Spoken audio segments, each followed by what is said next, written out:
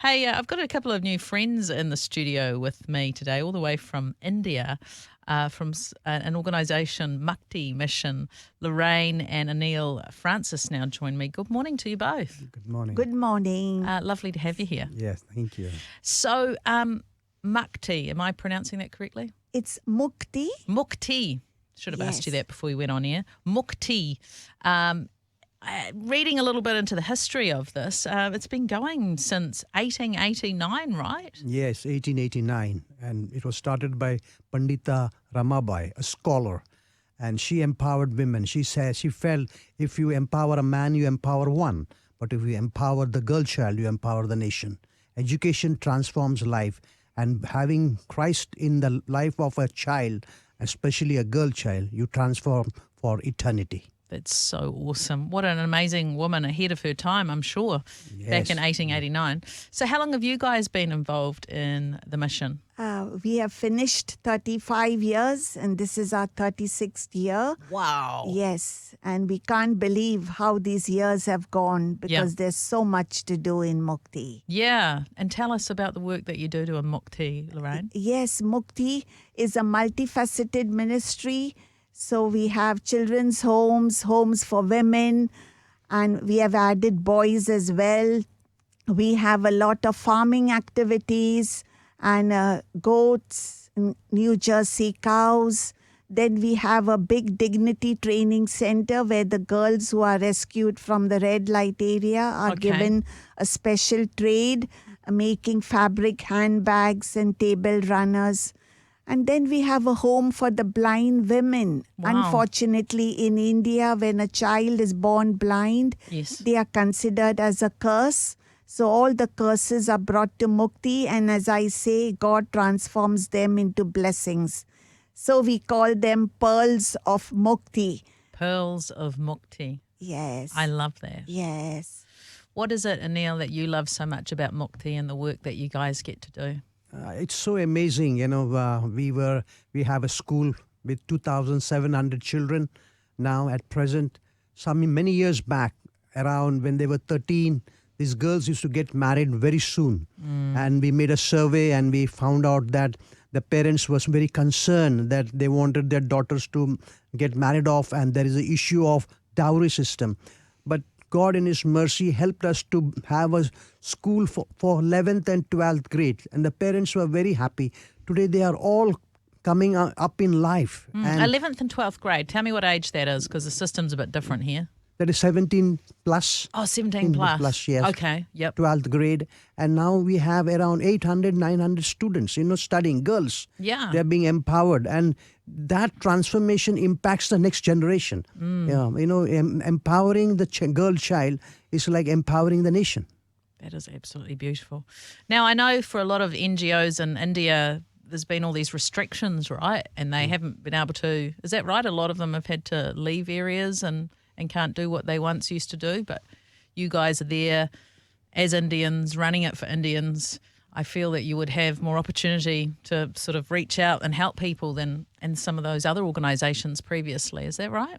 Yes, the beauty about Mukti is it was started by an Indian lady, so it's very indigenous. Yes. It's not like a foreign lady coming and starting. Yes. Yeah. So she is no more. She died in 1922, but we thank God that her work is continuing, and we are like a lighthouse in India's dark world. Yeah. Now, I mean, you're doing a lot of work. Are you in one area or is it sort of spread around? Yeah, we have work in 7 states of India. Wow. 664. We have work in the unreached people groups in the different parts of the country, and also where there is much persecution. We work there also in order to help the church there. Yeah, so Christians being persecuted, right? Yeah, yes. Is this something that happens a lot in India? Yeah, it is happening. It's increasing, do you think? Or it's just something that's been going on for a long time? Going on, yes. Yeah. Yes. Wow, I'm blown away. How did you guys get to be involved? It was through my home church when we were first introduced to Mukti. The board chair of Mukti in 1985 came to our home church and shared about the beautiful vision of Pandita Ramabai. At that time, we felt a calling, and as a young couple, we joined Mukti Mission. Yeah. Yes. Yeah. And in terms of finance, do you get any support from the government? Is that even a thing over there? Yeah, to some extent, because we have schools Okay. run and they help us to some extent. But around 80% we have to raise the money.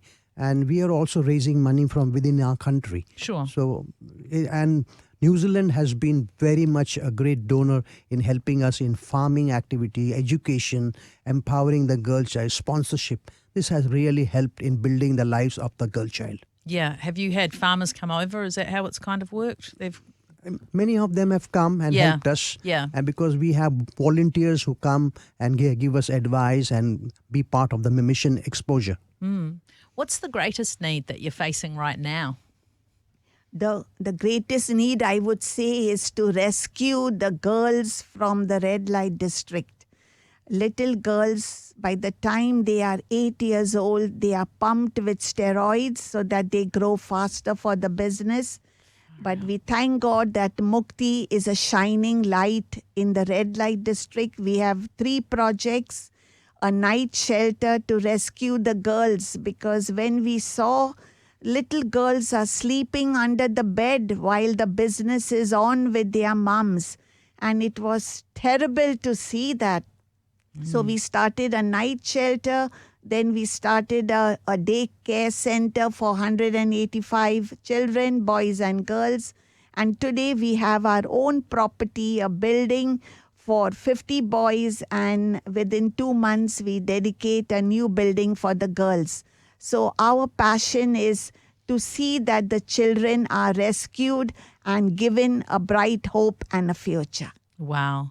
And in your 35 years, I'm imagining that you've seen the hand of God move quite a few times. Yes. Miraculous situations. Yes. Could you think, I know I'm just putting you on the spot, but is there anything that just comes to mind that you quickly could think of how God did a miracle? Yes, I would say, I always say, we have 200 teenage girls and 200,000 problems. And these problems cannot be, you cannot solve it. But it has happened on 12th of Feb 2023 when the Holy Spirit moved in a very silent way.